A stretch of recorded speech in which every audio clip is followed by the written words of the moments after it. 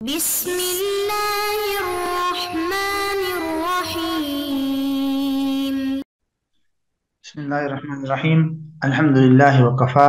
وسلام علی عبادہ الذین اصطفیٰ اما بعد۔ عزیز طلبہ،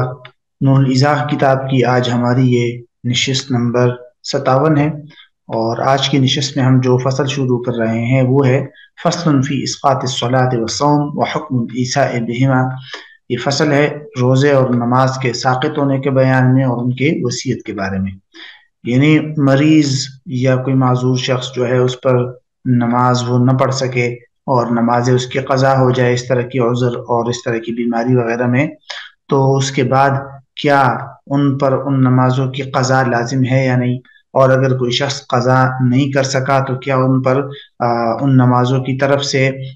فدیہ دینے کی وصیت کرنا یہ لازم ہے یا نہیں۔ تو یہ اصلاً یہی دو سوالات ہیں جن کا حل اس فصل کے اندر بیان کیا گیا ہے۔ ایک سوال یہ ہے کہ مرض میں جتنی نمازیں انسان سے قضا ہو جائے کیا وہ نمازیں بعد میں انسان پر لازم ہے کہ ان کو قضا کرے یا نہیں، اور دوسرا سوال یہ ہے کہ کوئی شخص مرتا ہے اور اس کے ذمے کچھ نمازیں اور روزے وغیرہ قضا ہو چکے ہیں، تو کیا ان کا فدیہ کی وصیت کرنا اس پر لازم ہے یا نہیں کہ بھئی میری طرف سے میری نمازوں اور روزوں کا فدیہ دیا جائے۔ ٹھیک ہے، یہ دو باتیں خلاصے کے طور پر اس کا پہلے آپ سمجھے اور اس کے بعد انشاءاللہ یہ باب آپ کو سمجھنا آسان ہو جائے گا۔ خلاصہ اس کا یہ ہے کہ ایک شخص ہے وہ مریض ہوا اور مرض کی حالت میں اس سے نماز قضا ہو گئی۔ مرض ایسا تھا کہ وہ اشارے سے بھی نماز نہیں پڑھ سکتا تھا اور اس سے کچھ نماز قضا ہو گئی، 1 2 3 5 10 جتنی بھی نماز قضا ہوئی تو قضا ہو گئی۔ ٹھیک ہے، اس کے بعد دو صورتیں بنتی ہیں۔ ایک صورت تو یہ ہے کہ یہ شخص بیماری کے بعد ٹھیک ہوا اور ٹھیک ہونے کے بعد اس کو اتنا وقت مل گیا جتنے وقت میں وہ ان نمازوں کو قضا کر سکتا تھا۔ ایک صورت یہ ہے، تو ایسی صورت میں اس پر لازم ہے کہ اس کے ذمے جتنی نمازیں رہ گئی ہے اس سے بیماری میں ان نمازوں کی قضا کرے، اور اس پر یہ لازم ہے۔ ٹھیک ہے، اگر اس نے ان نمازوں کی قضا نہیں کی اور موت کا وقت آیا تو پھر اس پر یہ لازم ہے کہ وہ ان نمازوں کی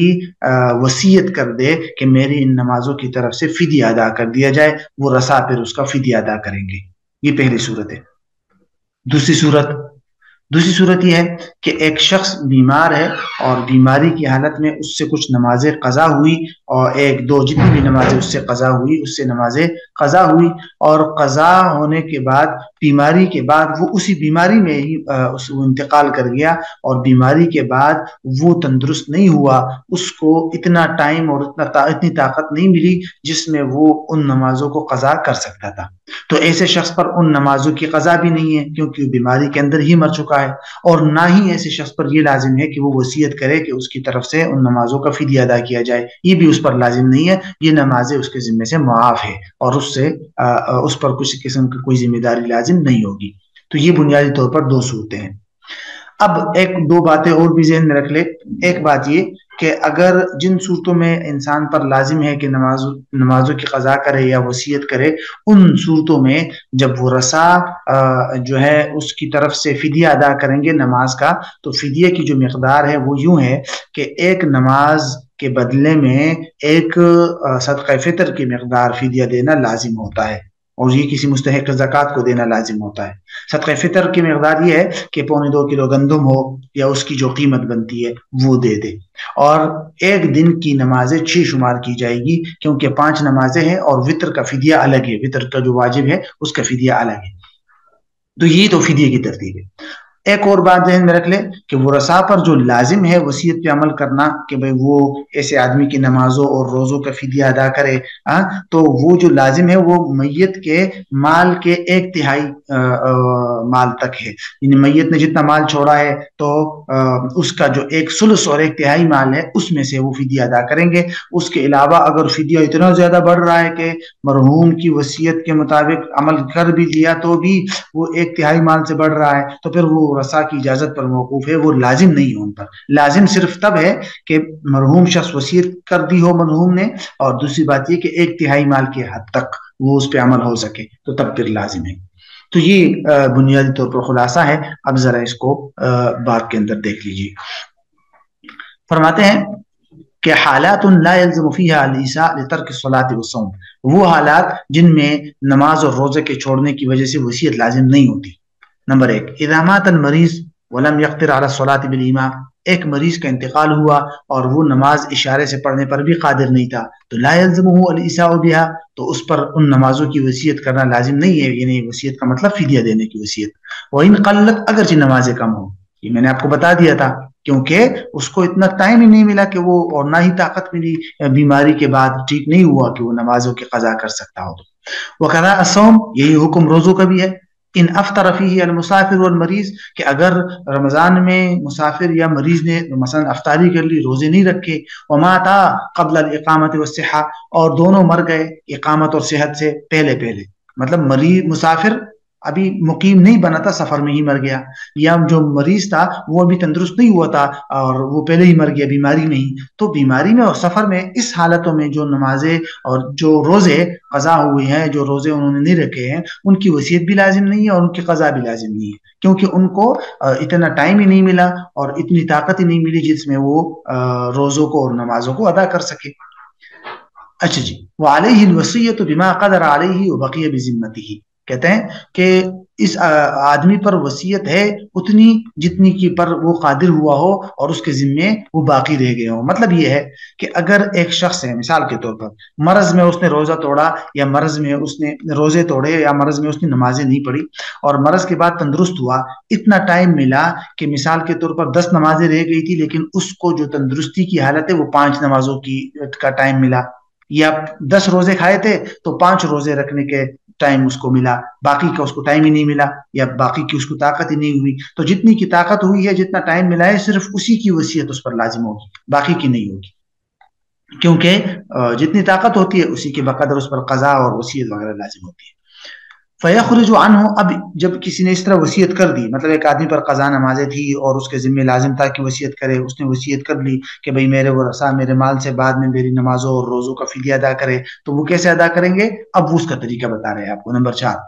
فیخرج عنہ ولیہ من ثلث ما ترک، تو نکالے گا اس کی طرف سے اس کا ولی اس ثلث مال میں سے جو اس نے چھوڑا ہے مرحوم نے، لصوم کل یوم، ہر دن کے روزے کے لیے، وصلاۃ کل وقت، اور ہر وقت کی نماز کے لیے، یہاں تک کہ وطر کے لیے الگ۔ کتنا نکالیں گے؟ فی روزہ یا فی نماز، نصف صاع من بر او قیمتہ، کہ ایک گندم کا نصف سا جو تقریباً 2.25 کلو گندم بنتی ہے، یا اس کی قیمت۔ نمبر 5، وَإِن لَمْ يُوصِ، اگر ایک آدمی مرا اور اس کے ذمہ نمازیں اور روزے ہیں اور اس نے کوئی وصیت نہیں کی، تو وَتَبَرَّ عَنْهُ وَلِيُّهُ، اور اس کے ولی نے تبرع اور احسان کے طور پر ورثاء نے دے دیے، اس کی طرف سے فدیہ دے دیا، تو یہ بھی جائز ہے۔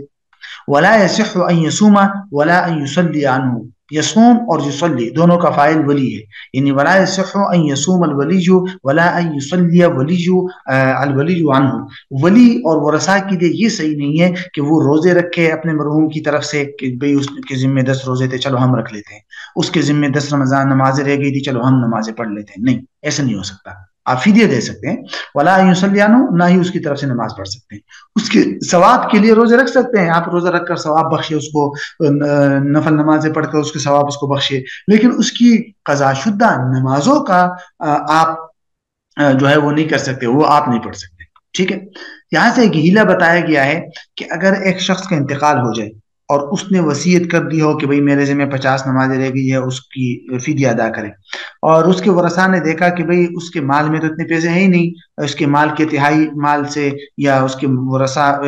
جو ہے وہ دیکھے کہ بھئی اس کے ترکے میں اتنے مال ہے ہی نہیں کہ ہم فدیہ ادا کریں، تو اس کے لیے کچھ علماء نے ایک ہیلا بتایا ہے۔ وہ ہیلا یہ ہے کہ بھئی مثال کے طور پر جتنا مال موجود ہے اتنا مال بطور فدیہ جو ہے، ایک نماز ہے 2 نماز جتنا بھی بن سکتا ہو، جتنا فدیہ بنتا ہو، ٹھیک ہے، مطلب ایک نمازوں کا مال ہے، ایک نماز کی فدیہ کا مال موجود ہے، یا 2 نمازوں کی فدیہ کا مال موجود ہے، جتنا بھی موجود ہے وہ لے لے اور کسی فقیر کو دے دے، تو مثال کے طور پر ایک نماز کا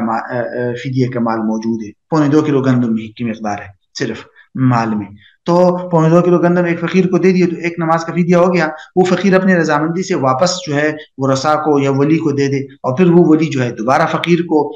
बतौर फिदिया दे दे, और इस तरह मुकर्रर से कर्रर, और इस तरह 4 बार 5 बार, जितना एक फकीर को या बहुत ज्यादा फकीरों को दे जो मुस्तहिक ज़कात हो, और वो लोग अपनी रजामंदी से फिर वारिसों को वापस दे। तो जब जब वारिस वो माल अदा करेंगे तो उतनी ही नमाजों का और उतनी ही रोजों का फिदिया अदा होता रहेगा, और जो फकीर वगैरह जो मुस्तहिक ज़कात लोग लेंगे वो अपनी रजामंदी से वापस करेंगे तो ठीक है। लेकिन अगर बाकायदा मनसूबबंदी हो और पहले उनको बता दिया जाए कि भाई तुम लोगों ने वापस ही देना है ताकि हम फिर मजीद और लोगों को दे दे और ज्यादा नमाजों का फिदिया अदा हो जाए, तो ये फिर दुरुस्त नहीं है।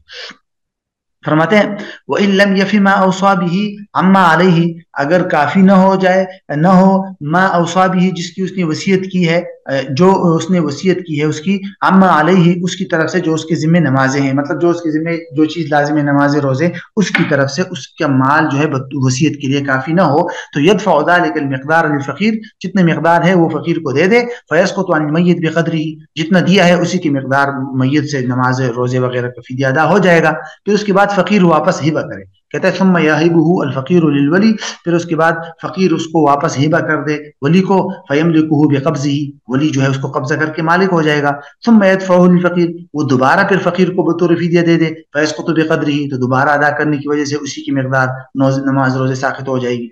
ثم يهب الفقير الولي ويقبضه ثم يدفعه الولي للفقير، उसी तरतीब से फिर फकीर दोबारा वली को दे, वली उस पर कब्जा करे, वली वापस फिर फकीर को दे। तो ये हीला है, लेकिन उसके लिए उलमा ने यही बताया कि भाई वो रसा अपनी रजामंदी से फकीर वगैरह जो मुस्तहिक ज़कात है जिनको आप दे रहे हैं वो बाकायदा अपनी रजामंदी से दे तो तब सही है। तो कहते हैं वहां कदा हत्ता यस्कुत मा कान अल मय्यित मिन सलातिन सियामिन, या कहते हैं इसी तरह तरतीब जारी रखे यहाँ तक के मय्यित के जिम्मे जो नमाज और रोजे हैं वो सारे के सारे जो है वो खत्म हो जाए। यहाँ से एक छोटा सा मसला है और ये बड़ा अहम है, उमूमी तौर पर जो है इसमें गलती भी होती है। कहते हैं वो यजूज़ु इअताउ फिदियति सलावातिन लिवाहिदिन जुमलतन बिखिलाफ कफ़ारत यमीन, कहते हैं एक से ज्यादा नमाजों का फिदिया या एक से ज्यादा रोजों का फिदिया जमा करके किसी एक फकीर को दे सकते हैं या नहीं। सवाल है ना कि मिसाल के तौर पर 5 नमाजों का फिदिया जो है वो जमा कर दिया किसी ने,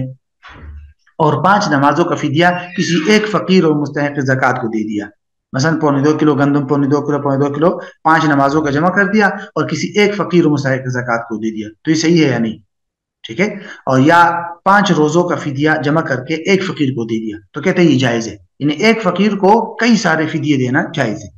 लेकिन जो कसम का कफारा होता है जिसमें 10 मिस्कीनों को खाना खिलाना होता है, उसमें आप जो है 10 मिस्कीनों का खाना किसी एक मिस्कीन को नहीं दे सकते कि एक मिस्कीन को आपने जो है वो 10 मिस्कीनों के खाने के बराबर दे दिया तो कफारा पूरा नहीं होगा, उसमें 10 को देना जरूरी है। यहाँ से यही बता रहे यजूज़ इअताउ फिदियतु सलावातिन लिवाहिदिन जुमलतन, कहते हैं कि जायज है बहुत सारी नमाजों का फिदिया देना एक को जुमलतन, एक साथ सारा का सारा, खिलाफ कफारत यमीन, खिलाफ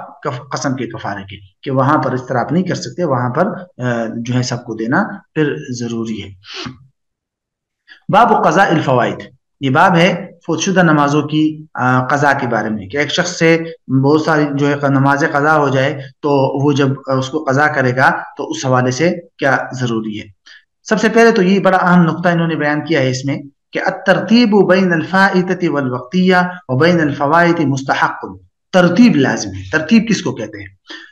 जरा समझिए इसको। कहते हैं 2 किस्म की तरतीब इंसान के जिम्मे लाजिम है। एक आदमी से नमाज कज़ा हो जाए तो उन नमाजों के अंदर तरतीब रखना जरूरी और लाजिम होता है, और ये तरतीब 2 किस्म का है। एक फायता और वक्तिया नमाज के अंदर तरतीब रखना, मिसाल के तौर पर आपसे फजर की नमाज कज़ा हुई है तो आप अब जोहर की नमाज जब पढ़ेंगे तो ये वक्ती होगी, और जो फजर की नमाज है वो फौतशुदा, तो आप पर लाजिम है कि दोनों में तरतीब रखें। आप पहले फजर की नमाज पढ़े कज़ा, उसके बाद आप वक्ती नमाज जोहर की नमाज पढ़े, ये तरतीब लाजिम है। तो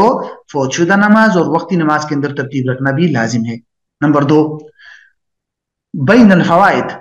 फौतशुदा नमाजों के दरमियान तरतीब रखना। मिसाल के तौर पर आपसे गुज़िश्ता कल की 3 नमाजें कज़ा हुई, मगरिब, असर, मगरिब और इशा, ठीक है, और अब जब आप आज उनकी कज़ा नमाजें अदा कर रहे हैं या रात को उन तीनों नमाजों की कज़ा आप कर रहे हैं तो आप उनमें तरतीब रखें, पहले असर की कज़ा करें, फिर मगरिब की करें, फिर इशा की। उलट पुलट नहीं कर सकते कि पहले आपने मगरिब की कर दी फिर इशा की फिर असर की, नहीं, ऐसा नहीं, उनमें तरतीब रखें आप। تو یہ دو قسم کی ترتیب انسان پر لازم ہے کہ فوت شدہ نماز اور وقتی نماز کے اندر ترتیب رکھے، پہلے پھر فوت شدہ نماز پڑھے، قضا شدہ نماز پڑھے، اس کے بعد وقتی نماز، اور دوسرا یہ کہ اگر فوت شدہ اور قضا شدہ نمازیں زیادہ ہوں، 2-3 ہوں، تو پھر ان میں بھی ترتیب رکھے، ٹھیک ہے، اور یہ لازم ہے۔ اچھا جی، تو یہی بتا دیا آپ کو کہ ترتیب جو ہے فوت شدہ اور وقتی نماز میں اور فوت شدہ بہت ساری نمازوں کے درمیان ترتیب رکھنا ہے مستحق لازم ہے یہ، لیکن یہ کس پر لازم ہے؟ یہ صاحب ترتیب پر لازم ہے، جو شخص صاحب ترتیب ہو، ٹھیک ہے، اس پر لازم ہے۔ جو شخص صاحب ترتیب نہ ہو اس پر اس طرح کی ترتیب رکھنا لازم نہیں ہے، وہ پھر جو ٹائم اس کو ملے وقتی نماز پہلے پڑھے، بعد میں قضا نمازیں پڑھے، اور قضا نمازوں کو بھی ترتیب کے ساتھ پڑھنا ضروری نہیں ہے، آپ پہلے عشاء کی پڑھ لے، پھر ظہر کی پڑھ لے، پھر مغرب کی پڑھ لے، اس طرح قضا نمازوں کے اندر ترتیب رکھنا بھی ضروری نہیں ہے۔ صاحب ترتیب اگر نہ ہو انسان تو صاحب ترتیب پر لازم۔ صاحب ترتیب کس کو کہتے ہیں؟ صاحب ترتیب سمجھ جائیے اس شخص کو کہتے ہیں کہ جس سے کبھی زندگی میں 5 سے زیادہ نمازیں قضا نہ ہوئی۔ اگر کسی شخص سے 5 سے زیادہ نمازیں قضا ہو گئی تو بس وہ صاحب ترتیب نہیں ہے، اس کے بعد اس پر یہ لازم نہیں ہے کہ وہ فوت شدہ، قضا شدہ اور وقتی نمازوں میں ترتیب کا لحاظ رکھے یا قضا شدہ نمازوں کے اندر ترتیب رکھے، یہ لازم نہیں ہے۔ اور آج کل بہت مشکل سے کوئی ایسا شخص ملے گا جو صاحب ترتیب ہو، ممکن ہے